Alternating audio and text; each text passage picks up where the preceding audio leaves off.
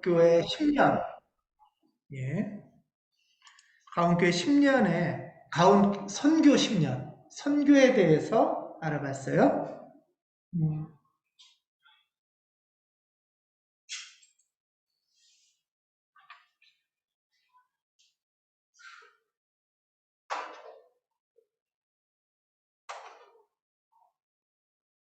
예, 됐습니다. 예. 지난주는 가온 선교 10년을 돌아보는 시간을 가졌는데요. 오늘은 두 번째로 가온교회의 영성에 대해서 나누려고 합니다. 가온교회가 대한교회로서 출발하는 첫 번째가 선교였다면 두 번째는 영성이라고 할 수 있습니다. 다시 말하면 가온교회의 출발이 교회의 존재와 선교에 대한 반성에서 시작한 것처럼 오늘 나누려고 하는 것은 가온교회의 출발은 일반 교회가 이전에 갖고 있던 일반 교회들의 신앙의 어떤 영성, 기도 생활에 대한 반성에서 출발한다라고 볼 수 있습니다. 어떤 면에서는 겉으로 하는 일은 비슷할 수 있어요. 선교 비슷할 수 있는데 그것이 그저 행동주의나 업적주의가 되지 않기 위한 근거는 영성에 있습니다. 그런 면에서는 사실 오늘의 순서가 두 번째지만 더 근원적인 이야기라고 할 수 있습니다. 한국교회는 사실 이렇게 우리 교회만이 아니라 많은 교회가 기도 열심히 하고 성경 공부 열심히 하는 것으로 세계적으로 유명합니다. 예, 아시죠? 예, 그래서 세계적으로 이렇게 교회가 많이 번성했고 부흥한 나라가 없을 만큼 또 뜨거움이 아주 특별한 특징이라고 할 수 있어요. 예를 들면 한국 교회의 특징 중에 하나가 새벽 기도예요. 아마 외국에서도 새벽 기도 이렇게 전국적으로 거의 모든 교회가 가온교회만 새벽 기도를 안 하죠? 새벽 기도를 안 하죠? 예. 전국적으로 거의 모든 교회들이 새벽 기도회를 하는데 새벽 기도회는 1907년 길선주 목사의 평양 부흥회에서부터 전국적으로 퍼져나갔어요. 1907년도부터 이제 물론 길선주 목사님은 그 전부터 개인적으로 하던 기도였는데 그게 1907년에 평양 부흥회를 통해서 이제 전국적으로 퍼져나가면서 새벽 기도회는 한국 교회의 특징처럼 자리를 잡게 됐습니다. 그러니까 한국교회 초기부터 새벽 기도회가 퍼진 거죠. 1930년대, 40년대에는 한국교회의 신유 부흥회, 그 다음에 종말론 부흥회가 아주 또 전국적으로 퍼져나갔어요. 일제시대에. 한국전쟁 이후인 1950년대, 60년대는 전쟁 이후에 많은 고통도 겪고 하면서 우리나라에 또 확산된 게 뭐냐면 산에 기도원이 생기기 시작했어요. 산에 기도원이 주로 생긴 거는 1950, 60년대 이후예요.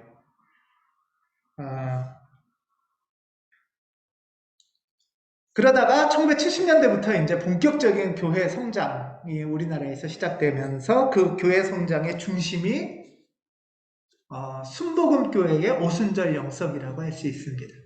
또 하나는 여의도의 빌리그레엄 초청 대부흥회. 이것이 아주 직결되게 연결되는 것이죠. 그러면서부터 한국교회는 세계에서 아주 유명한 교회로 주목받기 시작을 합니다. 이렇게 제가 지금 돌아보고 있는데 새벽 기도회도 있고 신유 종말론 부흥회도 있고 산에서 하는 기도원도 있고 그 다음에 70년대 이후에 오순절 영성, 순복음 영성도 있습니다. 우리 교회 여러분들 중에는 이런 영향을 받으신 분들이 어떠세요? 어느 부분에 영향을 많이 받으셨나요? 이 부분에 영향을 아직 안 받으셨다면 조금 젊으신 거죠? 80년대 이후에 영향을 받으셨을 거예요, 그러면. 80년대 이후에 한국교회를 휩쓸기 시작한 영성의 기도회나 이런 영성의 형태가 좀 바뀌어요. 80년대 중반 이후에 한국교회를 휩쓰는 거는 경배 찬양이에요. 음악이 바뀌고 노래가 바뀌고, 그러니까 기도원에서 부르던 노래랑은 풍이 다르죠. 예. 1980년대 오늘리교회에서부터 퍼져나간 미국 음악의 미국 CCM의 번역곡들이 이제 소개되면서 오늘리교회를 통해서 전국적으로 찬양 경배 찬양이 소개됐고, 그 영향으로 상가 개척교회나 시골교회나 뭐 지하교회나 드럼 세트와 전자 키보드 없는 교회는 없죠, 이제. 예. 사실 80년대까지는 어떻게 거룩한 교회당의 드럼을 뭐 이런 거였는데, 요즘은 교회에 드럼 없으면 참 어설픈 교회 같죠. 종로의 악기 상가인 낙원 상가의 주 고객 1위가 교회가 됐어요. 거의 모든 악기들을 갖게 됐습니다. 이처럼 다양한 사실 영성의 흐름, 기도의 흐름이 한국교회 안에 짧은 시간에 많이 흘러왔습니다. 한국교회의 이 기도 열심, 새벽 기도 열심은 아주 전 세계적으로 알려져 있는데요. 대표적인 기도의 형태가 바로 이 시간으로는 새벽 기도, 새벽에 하면 새벽 기도, 밤에 하면 금요일 날 하면 금요 철학, 산에서 하면 산기도, 이건 장소에 따른 거나 시간에 따른 건데요. 기도 형태에 따른 대표적인 기도가 있어요. 그게 뭐죠? 통성기도죠. 통성기도. 예. 통성기도를 여러분 영어로 뭐라고 하는지 아세요? 다른 외국의 신학교에서 한국을 소개하고 기도를 소개할 때 통성기도가 영어로 통성프레이어입니다. 예. T-O-N-G-S-U-N-G. 예. 그러니까 한국교회만 있는, 그래서 그거를 다르게 또 어떻게 설명하냐면 코리안 프레이어라고도 설명해요. 한국에만 아주 확산된 뿌리 깊은 독특한 기도. 그래서 통성 프레이어 이렇게 말해요. 그만큼 한국의 기도 열심은 아주 세계적이기도 하고 특별하기도 합니다. 좀 전에 모임이나 형태에 대해서도 말씀드렸는데, 통성기도에 이어서 나오는 통성이 방언기도도 있겠죠? 특별한 말로 하는. 예. 또는 새벽기도회 중에 계속 이어지는 게 특세. 특세 아세요? 특별 새벽기도회. 그래서 4주간, 수능을 앞둔 한 달간, 이런 특별 새벽기도회도 있고요. 또 하나는 기도하고 연결되는 것 중에 하나가 1000번째 기도. 솔로몬 기도. 예, 들어보셨나요? 예, 매일매일 기도하면서 1000원씩도 좋고 10,000원씩도 좋고 계속 헌금을 하면서 기도를 하는 거예요. 그렇게 해서 하는 기도. 이런 식의 다양한 기도 형태들이 있고, 사실 한국교회를 이끄는 큰 에너지, 큰 힘은 사실 이런 에너지들일 거예요. 찬양, 경배 찬양을 하거나, 또는 통성기도를 하거나, 부흥회를 하거나, 성경 공부 모임을 가거나 할 때도 이런 것들이 다 연결이 되어 있죠. 베이스로. 그런데 사실 이런 열심은 좀 우리가 배워야 돼요. 가운교회가. 열심은 좀 배워야 되고, 뜨거움도 좀 배워야 되고, 이런 헌신도 좀 배워야 됩니다. 근데 다만 우리가 질문을 해야 될 게 좀 있어요. 어떤 질문이냐면, 이렇게 세계적으로 열심히 초기부터 지금까지 한국교회는 기도를 열심히 하고 뜨겁게 하는 걸로 유명한데, 그렇게 한 오늘날 왜 한국교회는 교회 다닌다고 하면 손가락질을 받을까? 이거예요.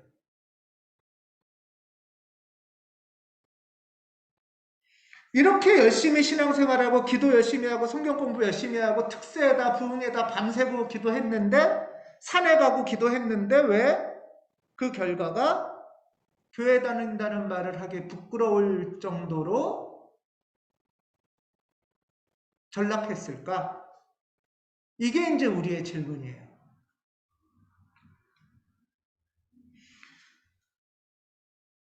저는 그 답이 오늘 말씀 속에서 찾아볼 수 있다고 생각합니다.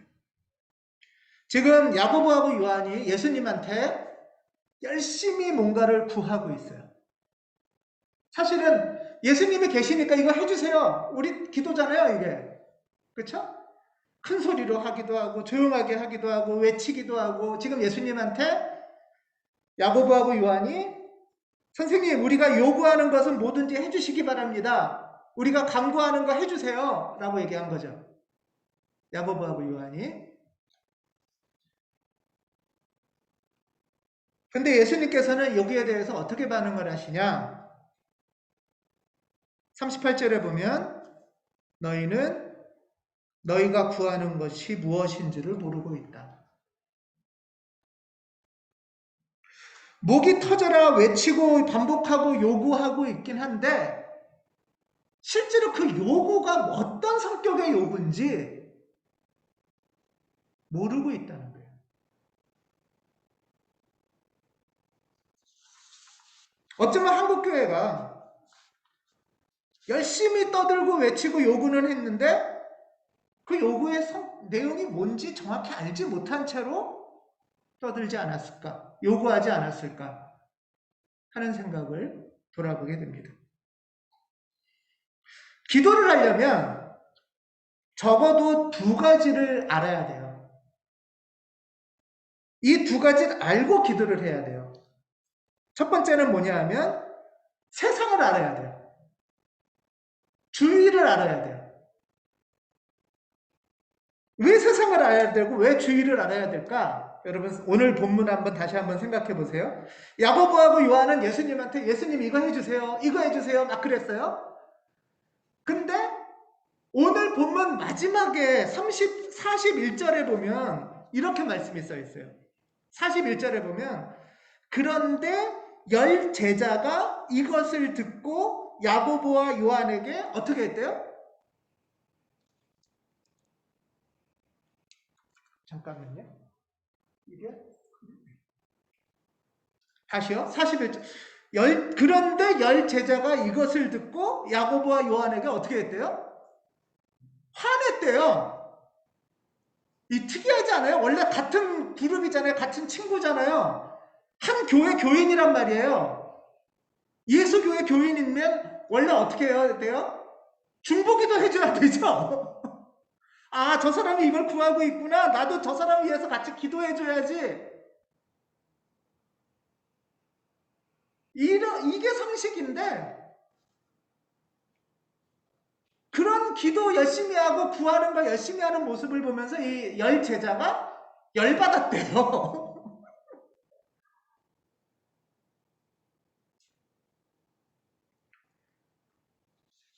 내가 기도 많이 하고 신앙생활 열심히 하는데 이런 모습을 보고 열받아하는 사람이 주변에 있다면 어떻게 되겠어요?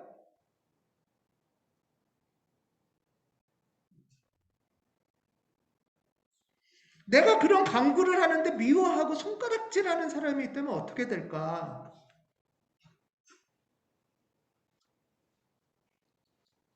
그래서 세상을 살펴봐야 된다는 거예요. 이 질문을 잘 돌아봐야 된다는 거예요. 그런데 이거를 잘 돌아보지 않고 손쉽게 어떻게 반응하냐 하면 정강훈 교회는 교회 폐쇄한다고 그러니까 핍박이다. 비대면으로 예배드리려 하니까 신앙을 억압하고 있다. 다른 교회들도 이런 식으로 반응하잖아요.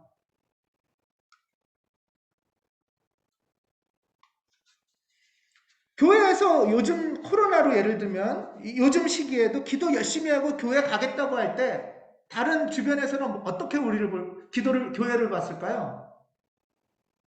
열받아 하는 사람이 있어요. 그쵸? 왜 화가 날까? 이거죠. 첫 번째는 모두 안전하는 규칙을 정하자고 하는데 그 규칙을 깨는 거예요.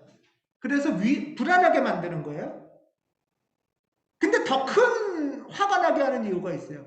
그 사람은 왜 그렇게 안전하기로 약속한 규칙까지 깨면서 그렇게 기도 생활을 할까?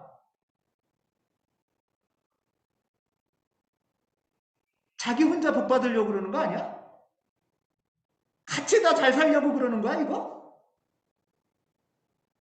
많은 사람한테 위협을 주고 내 거 뺏어가면서까지 지 혼자만 잘 살아보자고 저렇게 교회 가는 거야? 야고보하고 요한은 지만 잘 살자고 그렇게 예수님한테 지금 막 기도하는 거야? 지금 열 제자는 그런 마음일지 몰라요. 야, 저게 동고동락하고 같이 살자고 하더니 지만 잘 보이려고 예수님한테 저렇게 갔다는 거야?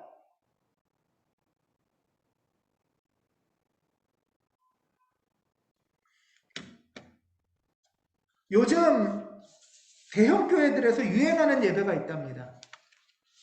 드라이브인 예배. 예, 저도 잘 몰랐는데 찾아봤어요. 공담에도 있더라고요. 그리고 드라이브인 예배를 드리려면 100명 이상이 참여를 해야 된대요. 그래야 라디오 주파수를 받을 수가 있대요. 근데 그 모습을 보는 시선이 외부에선 곱지 않을 수 있어요. 왜죠? 예, 차가 100대 이상이 시동을 켜놓고 있는 거예요. 예배 드리겠다고. 설마 시동 꺼놓고 드릴까요? 지금 이 뜨거운 데서? 말도 안 되겠죠.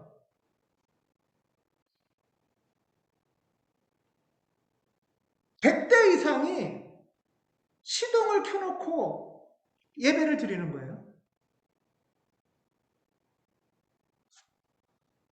문제는 공회전이나 탄소 배출이겠는데 더 사실은 손가락질 하고 싶고 마음에 안 드는 거는 야, 저렇게까지 해서 지들끼리만 복받고 싶어?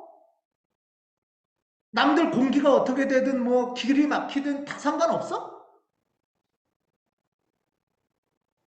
그런 거 다 상관없이 오라고만 하면 되는 거야?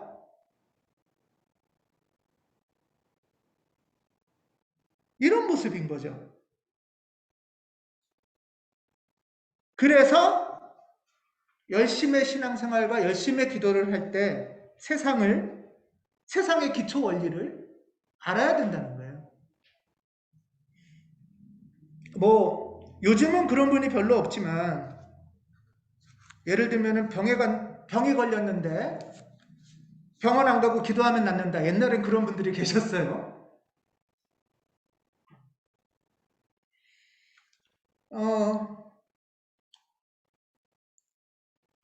교회 올 때 버스 안 타고 기도하면 교회 빨리 올 수 없잖아요. 예를 들면 차를 안 타고 기도하면 교회를 절 빨리 가게 해주세요.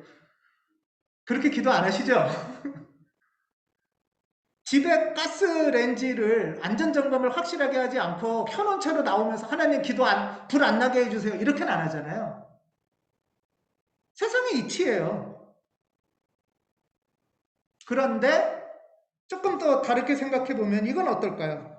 전국의 모든 고3이 저 서울대 가게 해주세요 하고 기도하면 어떻게 될까요?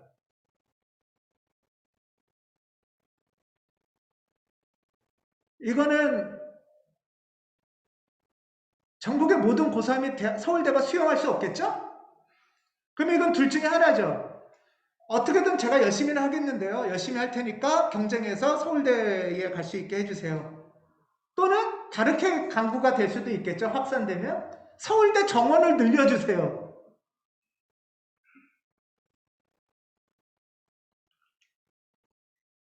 사실 이렇게 서울대 정원을 늘려주세요를 더 연구한 사람들이 국립대 교환, 서울대 평준화라는 안을 내기 시작을 해죠. 유럽 대학처럼 해보자는 거죠. 그거는.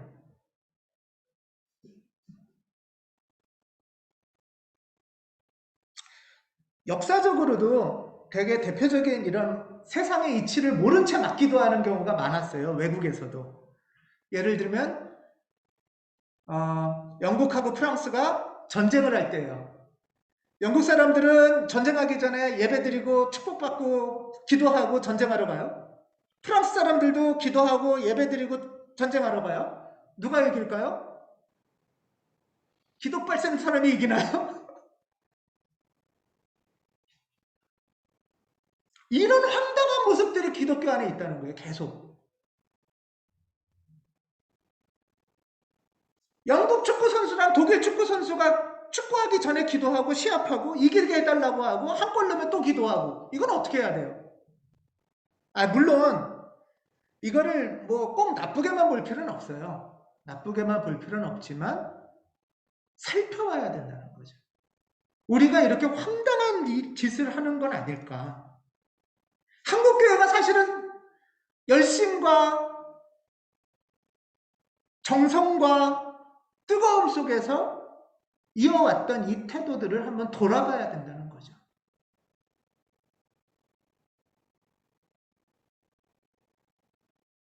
모든 한국 그리스도인들이 나만 부자 되게 해달라고 기도하면 그 기도가 들어갈까?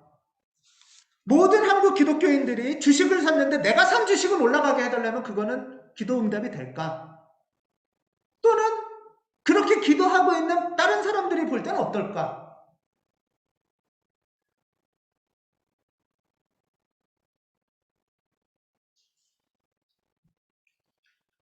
우리의 반성은 교회가 기도를 강조한 것은 굉장히 좋습니다. 그런데 무조건 기도를 열심히 하라고만 했지, 무엇을 구해야 되는지, 구하기 위해서는 어떻게 생각해야 되는지, 주변과 이웃은 뭐라고 하는지를 살펴보지 못한 거죠.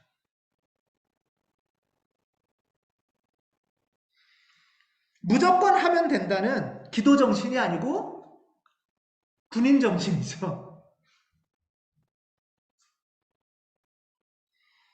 그런데 사실은 이런 군인 정신이 집단화되면 굉장히 폭력성이 드러나기도 합니다.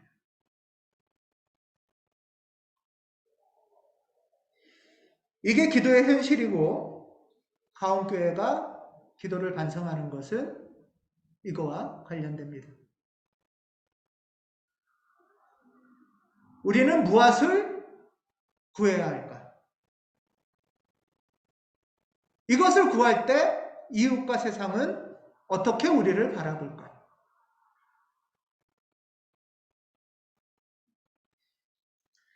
기도를 하기 위해서 알아야 될 첫 번째 차원이 세상에 관한 거라고 그랬죠? 세상의 원리, 또 이웃의 관계. 기도를 하기 위해서 알아야 될 또 하나의 차원은 바로 나와 관련됩니다.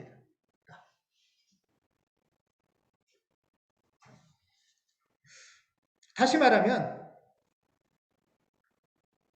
특세하고 금식하고 기도원 가고 일천번제 하는 사람들의 마음은 뭘까? 무슨 마음으로 그렇게 열심히 그걸 할까? 그 속에 에너지는 뭘까? 하는 것을 살펴보는 거예요.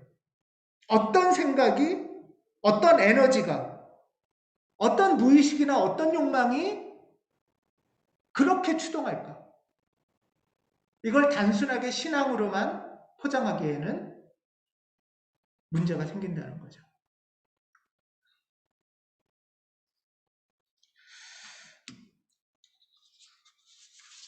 사실 세상을 아는 것보다 더 중요한 거는 나를 아는 거예요. 기도를 통해서. 그리고 나의 태도를 살펴보는 거고, 내 속에 나를 추동하는 에너지는 뭘지를 발견해 가는 것이 기도 영성에서 굉장히 중요합니다.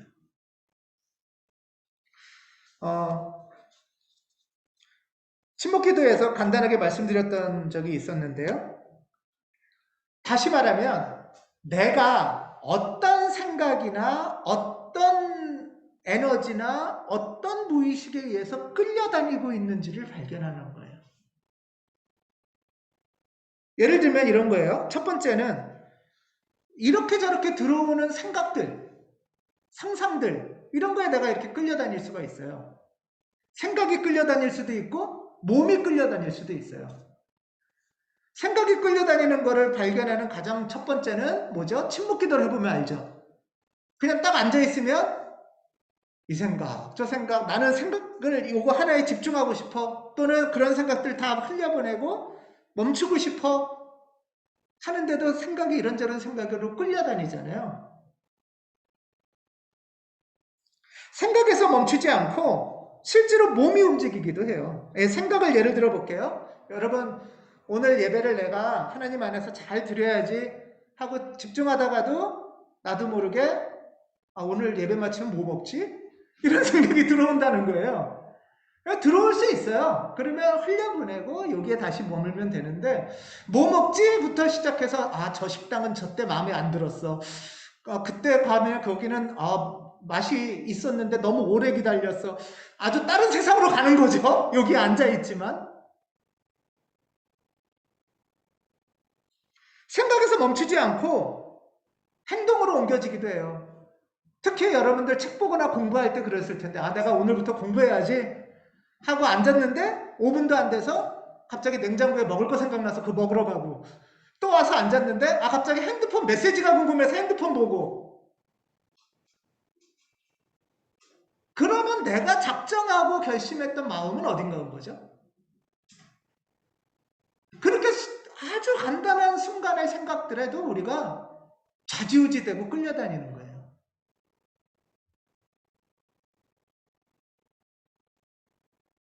기도를 한다는 거는 나를 끌고 가는 건 뭐지? 하는 걸 발견하는 거예요. 이런 짧은 생각들, 상상들은 그래도 좀 쉬운데 조금 더 나를 완전히 사로잡는 것 중에 하나는 감정 섞인 생각이에요. 여기 앉아있긴 한데 내가 지난주에 직장에서 열받았던 게 계속 떠오르는 거죠. 밥 먹어도 떠오르고 자는데도 떠오르고 막 부글부글 끓는 거예요. 그럴 수 있죠. 그런데 계속 그렇게 할 건지 그게 나를 계속 끌고 가게 만들 건지 아니면 이 부분을 어떻게 할지를 물어보자는 거예요. 제 말은. 그게 기도라는 거예요.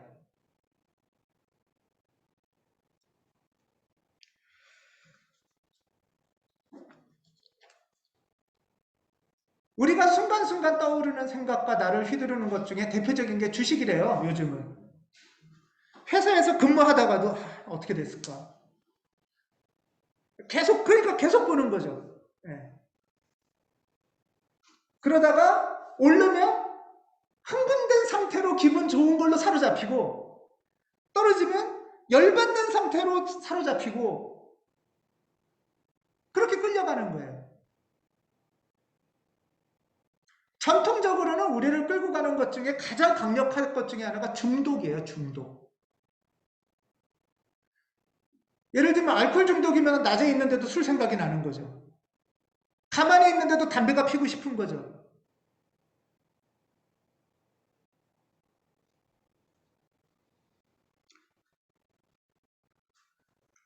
나를 끌고 가는 힘은 뭐가 있을까? 그 가운데 좀 더 깊이 살펴보면 나의 심층적인 영역으로 들어가게 됩니다. 기도 중에. 이때부터 피팅 신부는 하나님의 치료가 시작된다고 말씀해요. 예를 들면 나를 끌고 가는 내면의 에너지 중에 그걸 크게 세 가지로 얘기를 하는데요. 하나는 안전, 생존과 관련된 욕구예요. 내가 생각하고 행동하고 몸이 움직이는 거의 모든 대부분이 내 안전이나 우리의 아이의 생존에만 집중하는 경우가 있어요. 그 에너지에 사로잡혀서 늘 불안하고 전전긍긍하고 끌려다니게 된다는 거예요. 그래서 예수께서 말씀하시는 거죠. 목숨을 부지하려고 무엇을 먹을까? 무엇을 마실까? 걱정하지 말아라. 너희 가운데 누가 걱정을 해서 자기 수명을 한순간이라도 드릴 수 있느냐? 걱정하고 염려한다고 해서 너의 생존이 보장되고 수 있겠냐. 물론 건강한 점검, 건강한 안전을 해야 되죠. 건강한 점검과 안전일 경우에는 내가 하는 거예요. 염려와 불안이 하는 게 아니고. 하고 나면 염려와 불안은 끊어내면 되죠. 끌려다닌다는 거는 끝없이 거기에 사로잡힌다는 뜻이에요. 안전이나 생존의 에너지가 우리를 끌고 다니는 경우가 있습니다.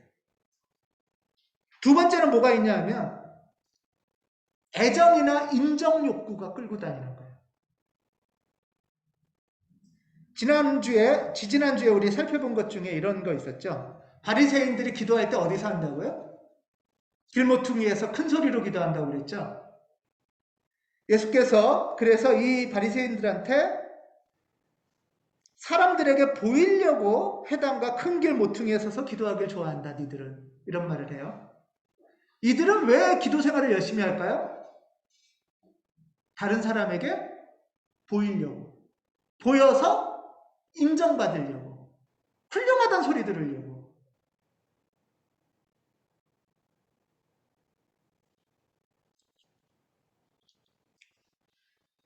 지금 길거리에서 기도하는 것, 그러니 그만둬라, 기도 그만둬라, 예수는 그게가 아니라 골방으로 들어가라고 하죠. 너를 끌고 다니는 그런 다른 사람들의 주목, 인정,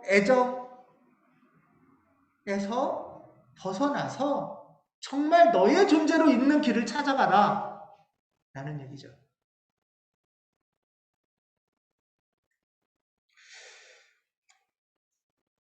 세 번째는 그러니까 안전과 생존 욕구, 그다음에 인정이나 애정 욕구, 그다음에 세 번째는 힘과 통제의 욕구래요. 힘, 통제. 내가 직접 지배하고 싶은 거예요.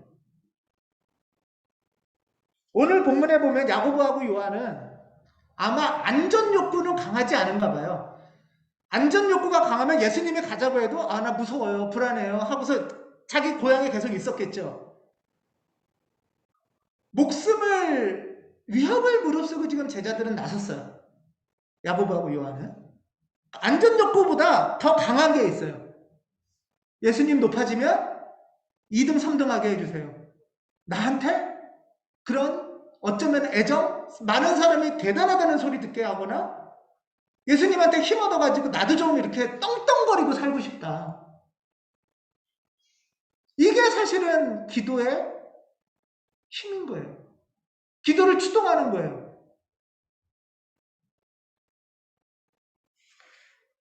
우리가 어쩌면 기도를 열심히 하고 한국교회가 어쩌면 신앙생활을 열심히 했던 이유는 힘을 주세요. 나 잘난 척하며 살고 싶어요. 이게 신앙을 추동하는 힘이었고 주변에서는 그 꼴을 보면서 손가락질을 하는 것이 한국교회의 모습이었을지도 몰라요. 그래서 겉으로는 기도 열심히 하고 성경 공부 열심히 하고 특세 부흥에 쫓아다녔는데 오늘 야고보하고 요한을 본 다른 10 제자들처럼 이런 모습을 보면서 오히려 화가 나는 거죠. 왜? 내 거 뺏기는 것 같으니까.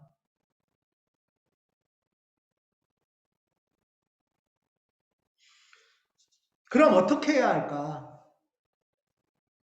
그러니까 기도생활, 신앙생활 다 그만두고 멈춰버려라가 아니라 예수께서는 너희가 길거리에서 하던 기도를 멈추고 골방에서 해라 라고 말합니다. 네 안에 어떤 모습으로 네가 살아가고 있는지를 좀 봐라. 네 안에 그렇게 편협하거나 비굴하거나 두려움에 벌벌 떨거나 인정하고 애정 달라고 전전긍긍하거나 힘자랑하려는 거 말고 그것보다 더 속에 있는 네 아름다움이 있잖아. 네 아름다움이 있어. 그 아름다움으로 존재하는 게 뭔지 뭔지를 찾아가 보자.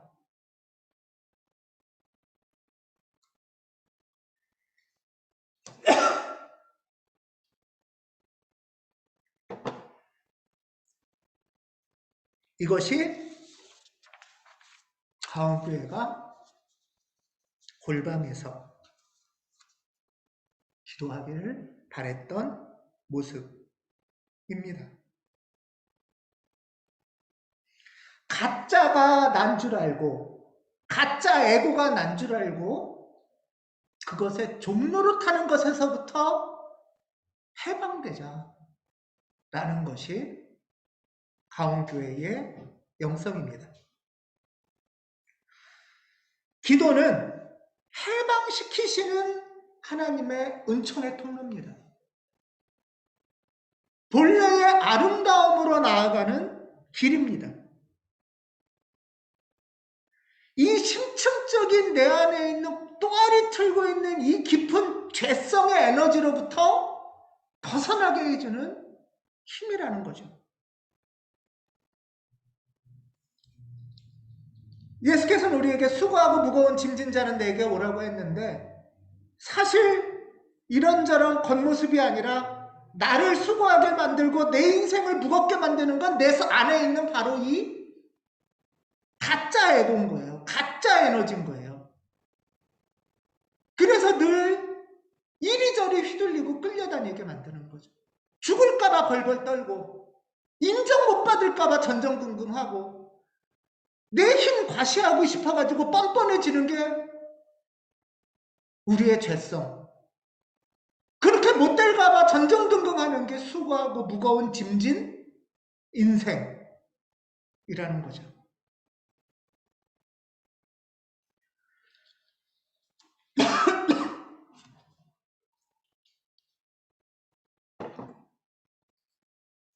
우리가 기도를 통해서, 예배를 통해서, 신앙을 통해서 만나게 되는 영성은 가온, 우리 가운데 있는 하나님의 본래의 아름다움입니다. 그때 우리에게는 참 아름다운 기쁨을 만나는 복을 누리게 되죠. 가온교회는 우리가 있는 이 공간, 또 살아가는 시간 속에 어떻게 하면 우리가 본래의 존재로, 모습으로 살아갈 수 있을지 예배드리고 기도하고 공부하며 걸어왔습니다. 우리 잠깐 사진들을 잠깐 볼게요. 이건 지난주에 봤던 사진이죠. 예. 비록 남의 공간에서 잠깐 시간 빌려서 드리는 예배 공간이지만 소박하면서도 아름다움으로 예배드리는 것, 우리의 본래의 본성으로 집중하고 주목하는 것이 우리 예배 공간을 이루는 목표입니다. 여기가 다문화센터에서 드렸던 성찬상이에요.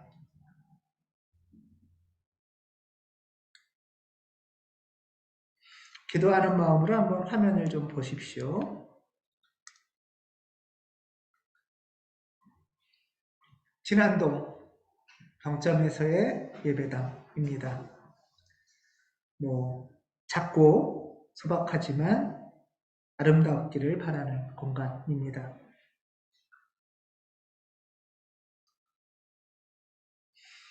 그리고 그런 마음으로 2012년 가을에 여기는 어디일까요? 병천에 있는 디아코니아 자매회로 수련회를 갔습니다. 이런 모습으로 기도하고 수련하는 개신교 수도원이 우리나라에 있어요. 예를 들면 이분들이 개신교 수녀들이세요.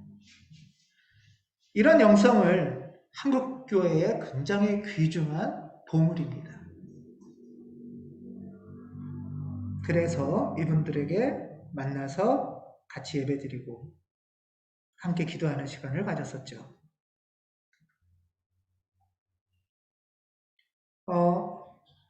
이때가 언제일까요? 예, 대림절. 초가 앞에 있죠? 대림절 초 4개. 예. 거룩한 공간과 더불어 우리가 삶의 시간을 거룩하게 하기 위해서 교회력에 따라서 예배드리고 기도를 합니다. 시간을 맞춰서 아름답게 구성해 주시고 우리를 그 공간으로 늘 초대해 주는 목회부들이 계셨습니다. 한 해가 마무리되면서는 송구영신 기도회로 예배를 드렸습니다. 그리고 그 다음 해부터는 이건 떼제 침묵 기도 예배인데요. 사실 개신교 예배에서는 특별한 예배예요. 왜냐하면 다른 무엇보다 왜 특별하죠? 설교가 없잖아요. 설교가 없는 예배, 개신교 예배에서는 상상하기 힘들 거예요. 침묵 가운데, 빈 공간 가운데, 여백의 시간 가운데 본래의 모습으로 돌아가고자 애쓰는 예배입니다. 많은 경우에는 오히려 저의 설교가 여러분들이 본래의 모습으로 돌아가는 걸 방해할 수도 있어요. 그래서 저도 조심하려고 합니다.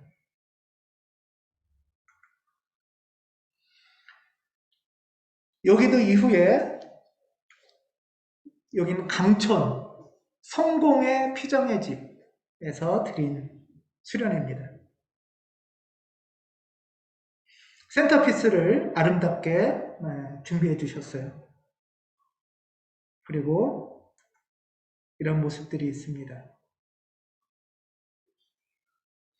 저기 앉아 계신 분은 대충 누굴지 등짝을 보면 아시겠죠? 저기 걷는 분이 누굴지도 걷는 기도를 하고 계십니다. 또 앉아서 하늘을 보면서도 기도를 하고 계시겠죠.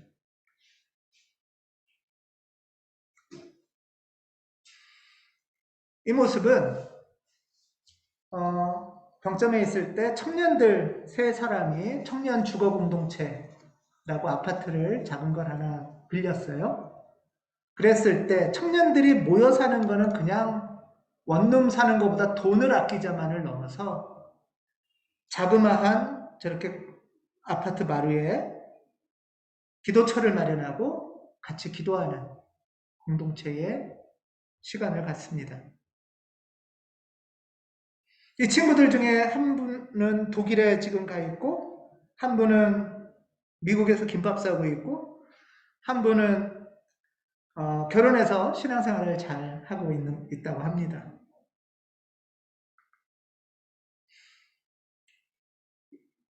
이때는 성금요일 기도회, 연합기도회입니다.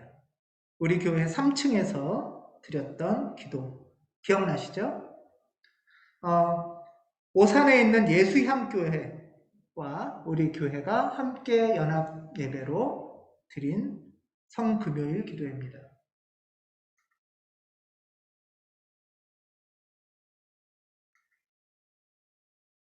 십자가에 같이 무릎 꿇고 이마를 대거나 입술을 대는 기도를 합니다. 직접 만든 십자가죠. 이후에 우리 교회에서는 계속 침묵기도, 침묵 예배, 설교 없는 예배를 드리고 있습니다.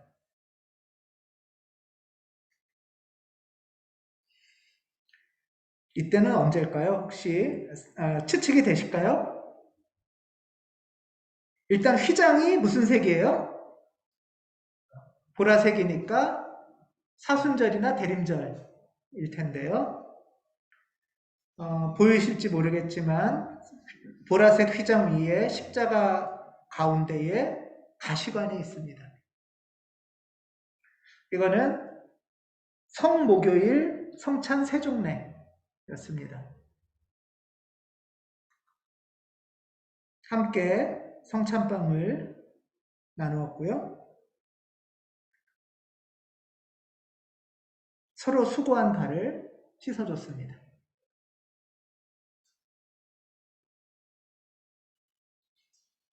이 말씀은 너희도 그대로 하여라 라는 말씀을 따르는 모습입니다.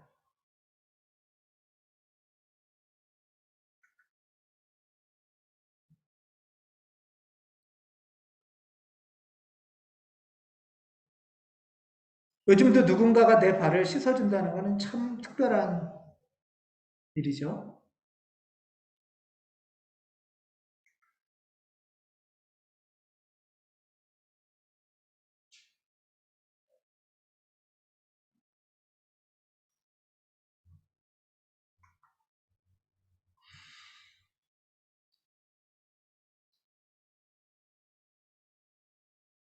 여기 봉담으로 이사 온 다음에, 이전한 다음에 또 찬양 기도로 이어지고요. 이때는 언제일까요? 예, 성탄입니다. 옆에 대림초와 더불어 성탄의 절기입니다. 한 해를 마무리하고 새해를 맞이하면서는 우리는 기도문을 씁니다. 순간순간 다른 생각이 들어오겠지만 1년의 강구를 우리가 기억하는 것. 그 강구 중에 기도의 제목이 바뀌는 것은 당연해요. 하지만 기억하면서 이어가는 것. 그것도 우리의 모습을 단단하게 하나님 안에서 머물게 도와주는 기도일 겁니다. 2020년의 기도 제목은 이거였네요. 하나님은 내가 어떤 사람으로 살아가길 바라실까?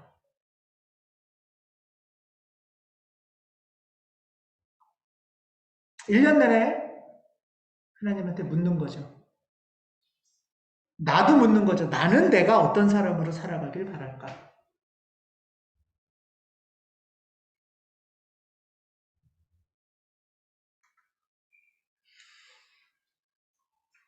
이건 사순절 기도 예배 때입니다.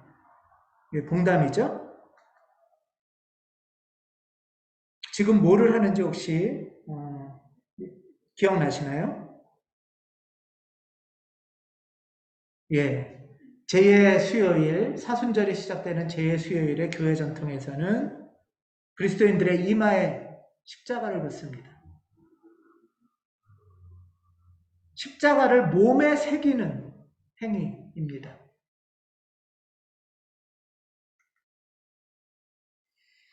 그리고 서로 축복하는 시간을 갖고 있습니다.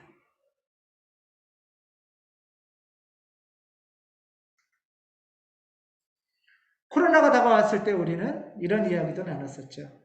코로나가 힘들다, 짜증난다, 왜 자꾸 이렇게 저렇게 하지 말라고 하느냐를 넘어서 마스크를 착용하는 것의 영적 의미는 또 뭘까?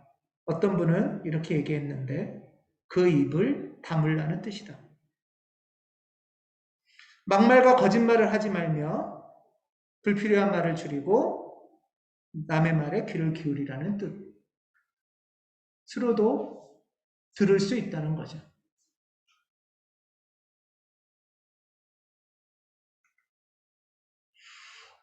이런 기도의 걸음을 위해서 우리는 이런 책들을 같이 읽거나 추천을 했습니다. 여기 말고도 더 있어요. 영적 발돋움이라는 책도 있고 헬리나 오웬의 책도 있고 또 김유미 집사가 연재했던 글들을 계속 추천하기도 했습니다. 기독교 전통과 영성 기도, 사귐의 기도, 또 기도.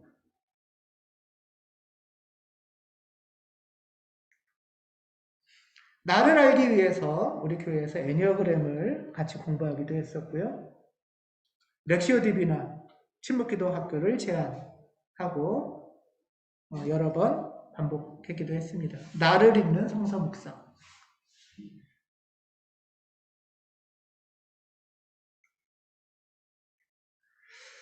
한유죠? 예. 여러분들은 이러한 시간과 공간의 여정에서 이런 공부와 제안에서 어떤 신앙의 여정을 지금 걷고 계신지 궁금합니다.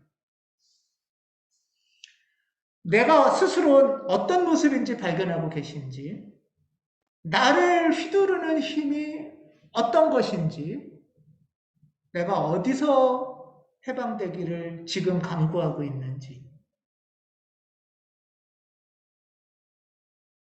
그 걸음을 같이 걷자는 것이 가온의 영성입니다.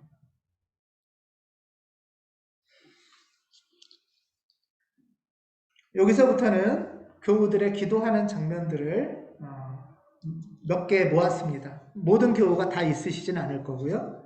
사진이 모으는 만큼만 했습니다. 기도하는 마음으로 봐주십시오.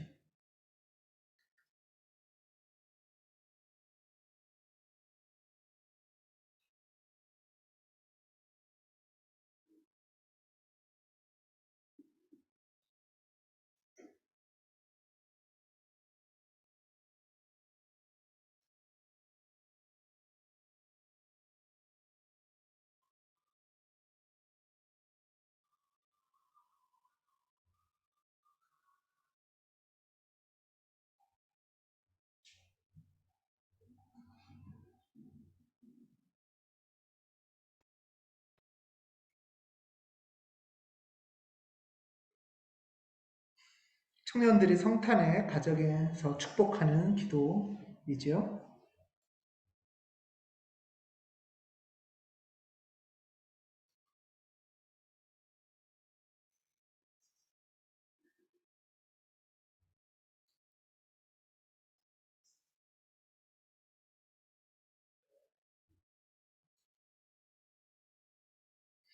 한 가정을 방문한 신방을 드리는 모습입니다.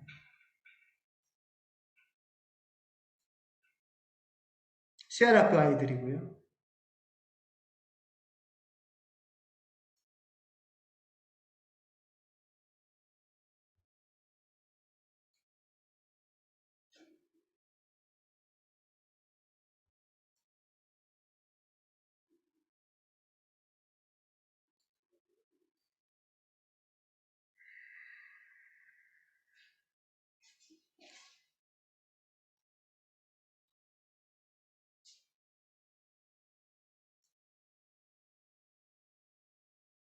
뭔가 열심히 쓰기 기도를 하고 있어요.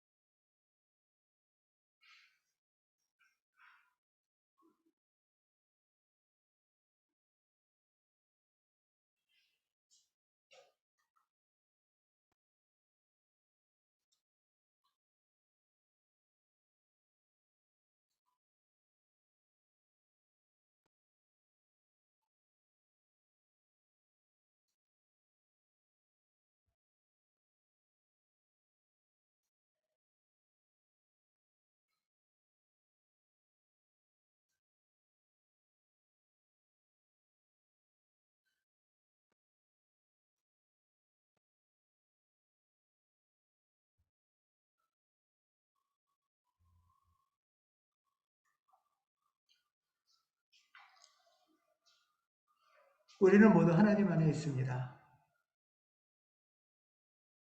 로마서에서 말씀합니다. 성령께서 우리의 약함을 도와주십니다. 우리는 어떻게 기도해야 할지도 알지 못하지만 성령께서 친히 이루 다 말할 수 없는 탄식으로 우리를 위하여 간구하여 주십니다. 우리의 간구와 염원과 예배와 정성이 성령께서 받으셔서 이 수고가 헛되지 않도록, 이 정성이 사라지지 않도록 이루실 겁니다. 그리하여 내 안에 웅숭 깊은 진심이 있음을 생명을 향한 숭고한 사랑이 있음을, 정직한 진실과 고른 숨결이 있음을 발견해 가도록 도와주실 것입니다. 이것이 예수의 영성입니다. 우리를 이끄신 주님께 감사드립니다. 기도하겠습니다.